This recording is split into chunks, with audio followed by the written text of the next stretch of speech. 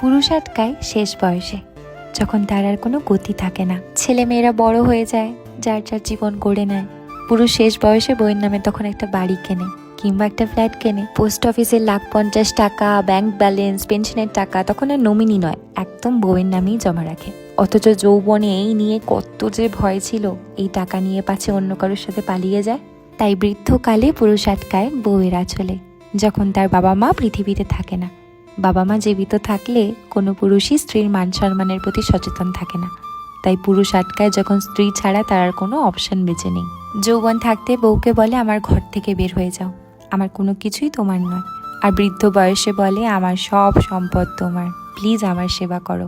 বোকা পুরুষ এটা বোঝে না, যৌবনে যার সাথে গভীর প্রণয় হলো না, বৃদ্ধ বয়সে তাকে আটকিয়ে কি লাভ।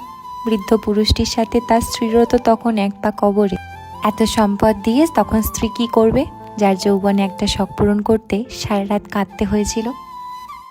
পুরুষ আটকায় শেষ বয়সে, যখন তার আর কোনো গতি থাকে না। ছেলে মেয়েরা বড় হয়ে যায়, যার যার জীবন গড়ে নেয়।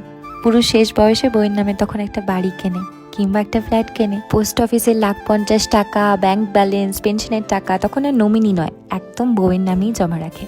অথচ যৌবনে এই নিয়ে কত যে ভয় ছিল, এই টাকা নিয়ে পাছে অন্য কারোর সাথে পালিয়ে যায়। তাই বৃদ্ধকালে পুরুষ আটকায় বউয়ের আঁচলে।